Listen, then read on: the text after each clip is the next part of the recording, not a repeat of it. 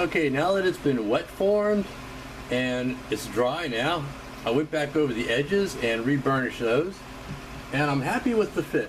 It has enough friction to hold without so much that it's a struggle to get it back out.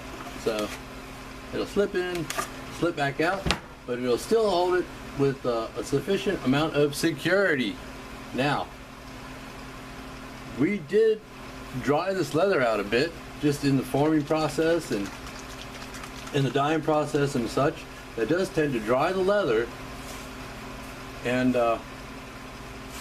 we need to replace some of the oils we lost during all those processes, especially when we wet formed it. We used hot water. So what we're going to do is treat it with some neatsfoot oil. We need just a little bit. Don't want to saturate it. Don't have to saturate it. It doesn't take much. Just take the neatsfoot and wipe it on. And you can see it soaking into the leather. Wow. That's my wife scratching the cat. Not scratching, she's brushing the cat. That's the word I was looking for. And the cat is running around in circles, making it very difficult. That's cat's job. Saying more, more, more. What can you can? Now, neatsfoot never dries. What it does is it'll absorb into the leather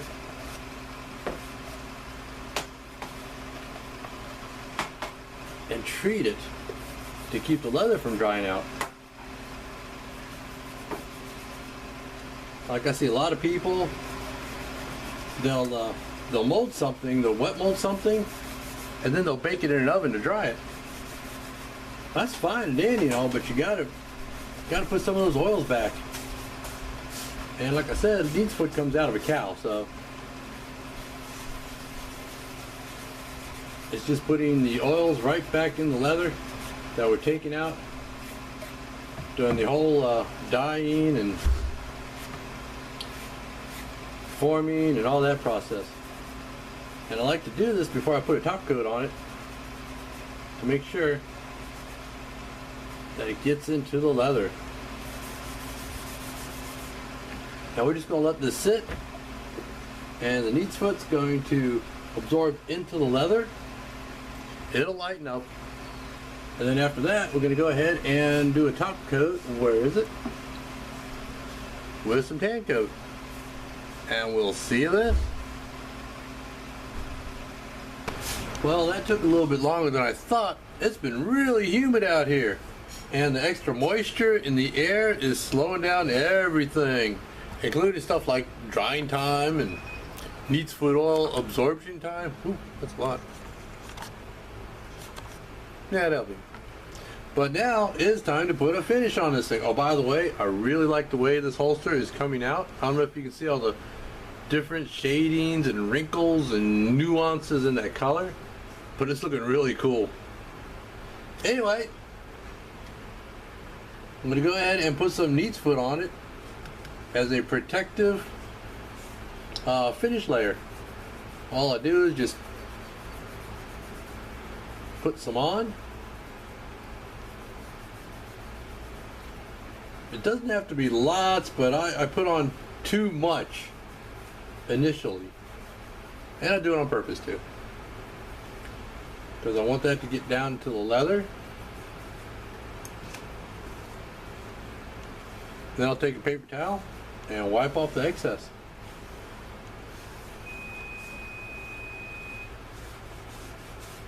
And that'll leave a thin, protective, even coating.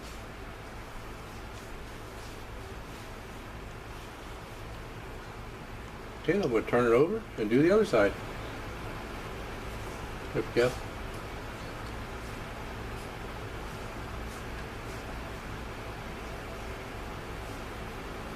Make sure I get it on that stitch line, because this will also help to protect those stitches and keep it from getting damaged. Now remember, I got it up under here already. I did that before I folded the belt loop over and stitched it down.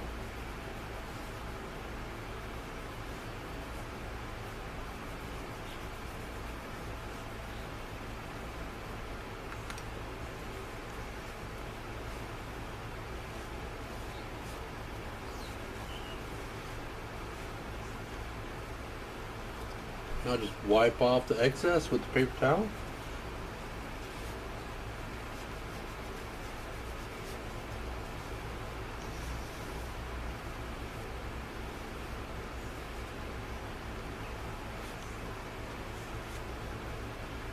I'll get up here.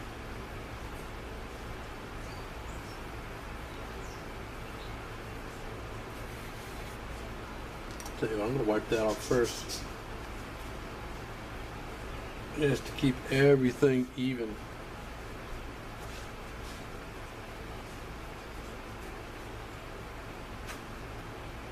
There we go. Don't want to leave any globs.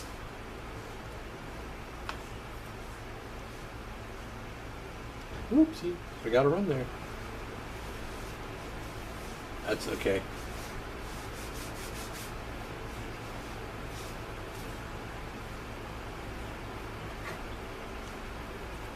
I'll get this. And pretty much the same thing. Put it on, wipe off the excess.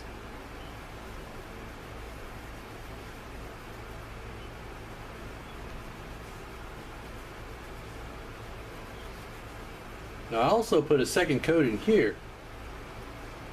Just as far down as I could reach with the dauber, as to add a little bit more protection to the high friction areas. Make sure I get it on that stitch line too. And also I got it on the stitch line on the inside to help protect it.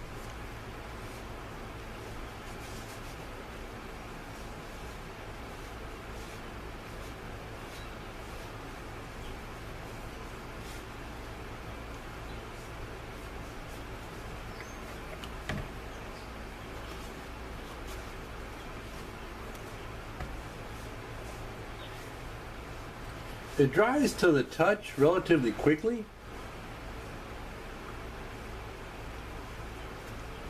but I like to make sure it's thoroughly dried before I send it out anywhere. Start buffing on the front side a little bit. Oh, that's going to be nice. Okay, and then go back over the edges with it to protect those.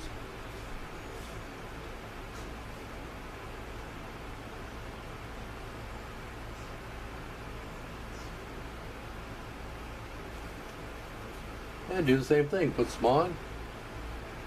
Wipe it off.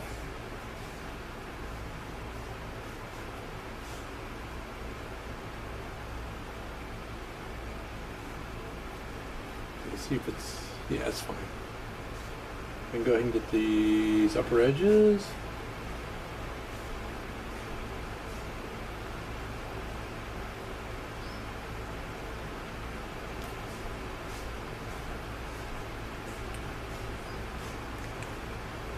Same thing.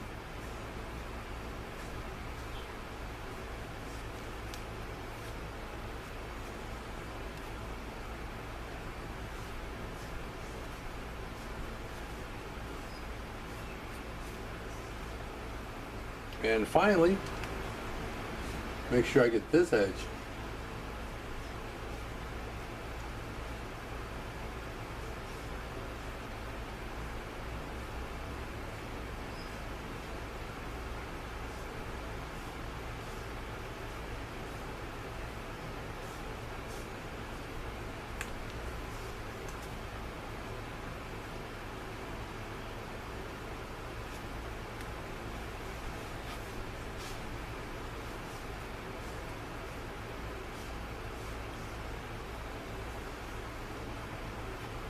Okay, pretty much got a good coating over the entire thing. And now I'm going to take my mallet,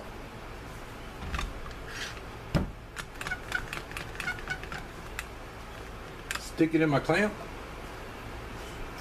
I got one bad spot here. There we go. Then I'm going to set the holster on the mallet, on the mallet, and give it some time to dry. Come back, give it a good buffing, and we'll come back with the finished holster. And we'll see how it came out. See you then. Okay, now I've let this sit for about an hour or so and dry a little bit. Now I can do some buffing on it. Just use another hunk of the paper towel and buff some shine onto that finish.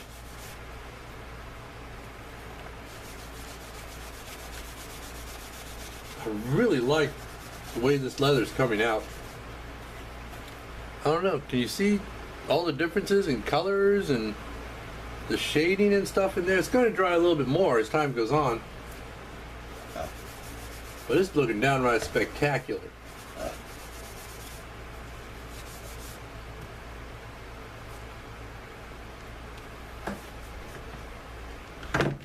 And of course, gun fits in here.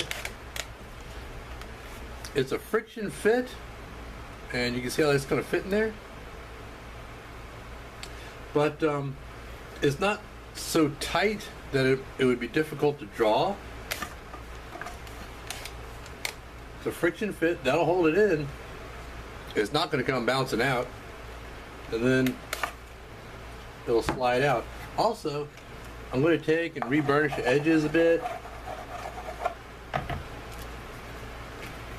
Get those all nice and shiny. That's part of getting those edges nice. Is burnish them, then reburnish them, then reburnish them some more.